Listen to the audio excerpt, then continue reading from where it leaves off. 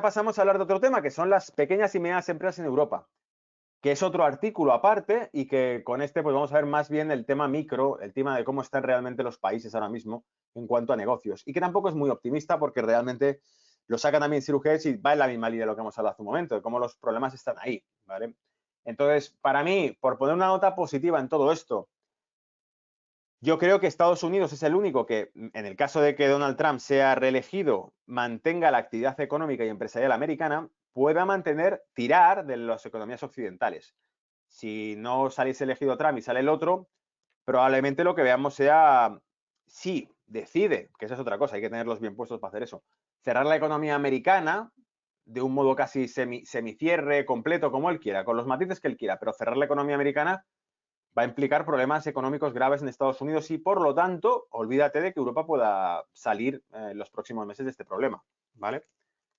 Y dice, las acciones europeas cayeron a mínimos de casi un mes el jueves, ya que los casos de COVID-19 en todo el continente pesaron sobre la confianza. En los últimos meses, los casos de COVID se han disparado en Europa y España se ha convertido en el primer país del continente en superar la marca de 1 millón de infecciones. Al mismo tiempo, Italia acaba de establecer un aumento récord de casos diarios. El aumento de los casos de coronavirus en Europa ha reducido la confianza de las empresas y han surgido riesgos a la baja para la economía del continente en el cuarto trimestre. Es decir, que están viendo que suben los casos y dicen, no, es que esta ola iba a ser, no sería tan mala como la primera. Depende, porque vamos a ver, nos han dicho que es peor que la primera porque hay muchos más casos, pero también es cierto que ahora se testea a todo el mundo y antes no. En marzo y en abril no había test. Para empezar, había escasez de test, había test no fiables. Ahora eso lo han aprendido, ahora testean a todo el mundo, ahora se testea bien. Pero si nos fijamos además en la tasa de mortalidad es mucho menor que la de marzo o abril. Si es que los números vas a confiar en ellos. Los números de marzo y abril eran muchos menos casos diarios y, sin embargo, muchas más muertes diarias. Y ahora, en cambio, hay muchos más casos y las muertes diarias son mucho menos que las que había entonces. Por lo tanto, hay algo de optimismo aquí. Y si eso es cierto, entonces significa que, bien porque hay una degeneración de cómo afecta esta enfermedad, o bien porque realmente se empieza a adquirir una especie de inmunidad, ¿no? O como queramos llamarlo. Pero si eso fuese cierto, como los riesgos realmente son bajos, médicamente hablando, comparado con otros, claro, el problema sería en cuánta gente se puede poner mal a la vez, etcétera, etcétera, o puede precisar hospitalización. Pero está claro que la inmensa mayoría de la gente que se pone enferma no lo requiere. Y si no lo requiere, puede estar rindiendo, trabajando de alguna manera. Y por lo tanto, volvemos a lo mismo, dicho la semana pasada, dicho hace meses por Trump y dicho también por el Ministerio de Interior de Alemania. Esta crisis, si se cierra la economía, va a producir más muertes y más destrucción por el propio cierre de la economía que no por la propia enfermedad, ¿vale? Bloomberg, citando una nueva encuesta de McKinsey & CEO realizada en agosto, describe una perspectiva particularmente sombría para las pequeñas y medianas empresas en Europa. Advierte que al menos la mitad de ellas podrían entrar en procedimientos de quiebra el próximo año si los ingresos continúan estancados. La encuesta de más de 2.200 pymes en las 5 economías más grandes de Europa se realizó en agosto antes de que los casos de coronavirus en el continente comenzaran a aumentar de nuevo. Con algunos países, Irlanda, Francia, España, volviendo a imponer medidas de distanciamiento social más estrictas para mitigar la propagación del virus, esto podría fácilmente resultar en una mayor presión económica que finalmente experimentarían las pymes. Básicamente, que como empiecen otra vez los lockdowns, las pymes se lo van a comer con patatas. Y esto ya ha empezado, ya lo habéis empezado a ver como el sector hostelero, por ejemplo, más de un comerciante, más de un empresario está diciendo, se acabó, nos vamos a la crisis, o sea, a la quiebra porque no podemos mantener esto. Entonces, o lo pagas tú o yo no puedo pagar la renta del local, hay que cerrar, no puedo pagar salarios. Fue, por cierto, una de las primeras medidas que anunció Estados Unidos cuando empezó todo esto en marzo-abril. La inyección de pasta o de cheques era principalmente para el sector hostelero. En Nueva York, por ejemplo, cualquiera que trabajase en restaurantes o en otros sitios recibía o debía recibir un cheque nominativo que le daba, pues, no sé si eran $1.500 al mes o algo así, ¿vale? Para ir tirando. La encuesta de más de 2.200 pymes, esto ya lo hemos leído, con algunos países como Irlanda, España, volviendo, ¿vale?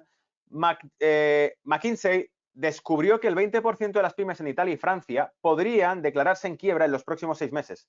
Al igual que Estados Unidos, las pymes europeas representan 2/3 de la población activa y al menos la mitad del valor económico añadido. Entonces, si son 2/3 de la población activa y vemos que hay un porcentaje considerable, el 20% de las empresas que se pueden declararse en quiebra en Italia y en Francia, y desde luego ese dato va a ser probablemente peor para España, estamos hablando de que entonces hay un porcentaje bastante alto de gente que puede ver su trabajo. Esto ya lo sabíamos, o sea que lo único que estaban poniendo es números sobre cosas que son evidentes y que son de sentido común. Un mayor colapso de las pymes es una señal de advertencia de una recuperación económica que no se parece a una recuperación en forma de V. Es decir, que si bien esa recuperación económica no va a ser esta V que hemos visto, sino que tardará más si vamos a ir por esas vías.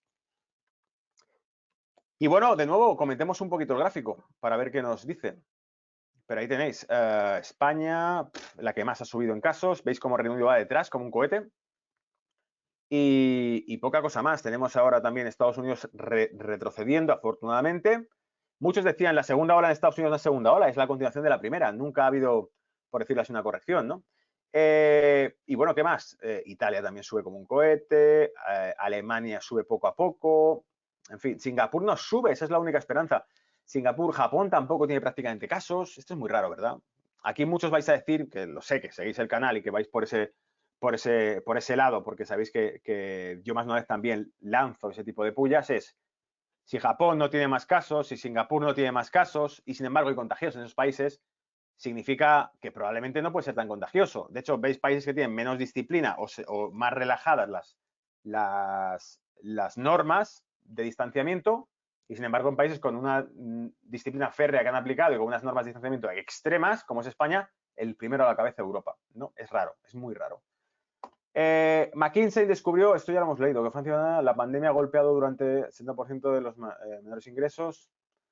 Vale, vamos con esto. Entonces dice, la pandemia ha golpeado duramente a las empresas europeas con un 70% reportado de menores ingresos. Eso a nivel fue el más alto en Italia y en España, lo que refleja la gravedad del virus y las medidas de bloqueo en esos países, dijo Bloomberg.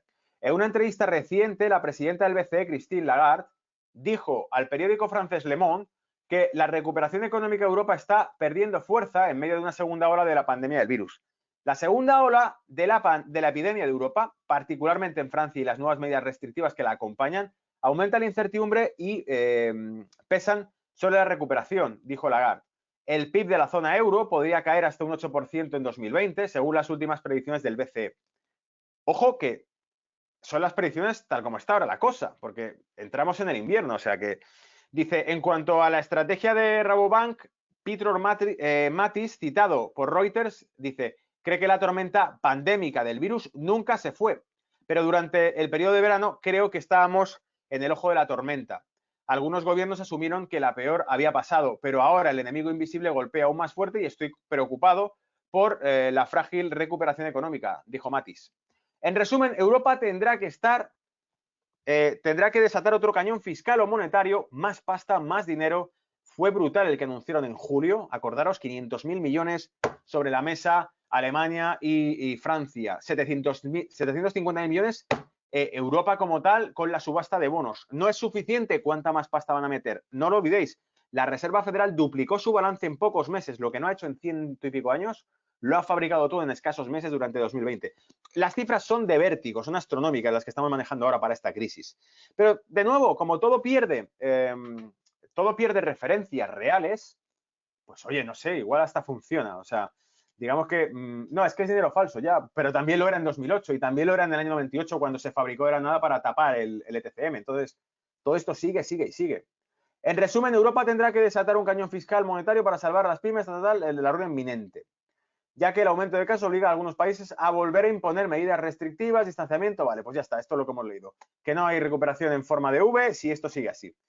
Y que es otra cosa que, por cierto, hemos discutido en verano, ¿os acordáis? Cuando hablábamos de, bueno, pero ¿hay recuperación en V o no? Y decíamos, y esto lo hemos dicho en julio, acordaos, en julio hemos dicho que la bolsa haga una recuperación en V no significa ni que la bolsa la vaya a mantener, ni que la bolsa vaya a recuperar niveles previos a todo esto, todavía está por ver, el único Estados Unidos, SP500, pero sobre todo no implica que la economía real que viene detrás del ciclo bursátil, digamos que si esto es el ciclo bursátil, esto es el ciclo económico y van tirando así. Entonces el ciclo bursátil va por delante del ciclo económico. Podéis contrastarlo. Costolani tenía hecho un modelo para explicar esto, pero la historia está en que las bolsas son las primeras en subir, la economía en principio va detrás. Si las bolsas colapsan, la economía no lo siente de golpe. Los siguientes meses o un año después el impacto de cómo se ha descapitalizado los principales negocios. Y aquí tenemos una especie de representación que venía, pues dice el source, la fuente es el McKinsey, ¿no? Esta compañía ha hecho el reporte. Entonces nos dice aquí una estimación de cómo están las compañías y puedes ver que el mayor grado de desesperación lo tienen España, Italia y Reino Unido por delante de Francia y por delante de Alemania. Si te fías de los datos, insisto, que esto hay que fiarse siempre de los datos. Y luego vemos que Alemania tiene el mayor porcentaje de compañías que estarían extremadamente fuertes ahora mismo. Y nosotros sabemos por bolsa, por mercado, que esas compañías son tecnológicas, porque hemos visto los índices como el Nasdaq que han tirado como un pepino durante marzo, han subido como un cohete. Entonces, bueno, Nasdaq me refiero, a Amazon, principalmente una compañía que se basaba en esto, el comercio digital. Si esto sigue, evidentemente esas compañías van a tirar bastante, pero aquellas que desarrollan contenido tecnológico, Netflix también, por ejemplo, ocio, ¿no? Transportes. Lo hemos dicho la semana pasada, las compañías que se dedican a material médico. Incluso podríamos hablar, y esto habrá que hablarlo para las elecciones americanas, pero compañías que se dedican a material bélico, porque también es cierto que aumentan las tensiones militares. Ya sabéis que Estados Unidos anunció ventas de armas a Taiwán, que es territorio chino en disputa. Hay una serie de tensiones geopolíticas que están ahí y que están clarísimas. Esto va a mover negocio. Entonces, si eso ocurre, hay una mayor demanda de carbón, de petróleo, de acero y de industria armamentística norteamericana que la podéis buscar en el SP500, ¿vale? Y con esto voy a hacer la pausa y entramos con gráficos. Voy a leer comentarios que me habéis dejado en el chat.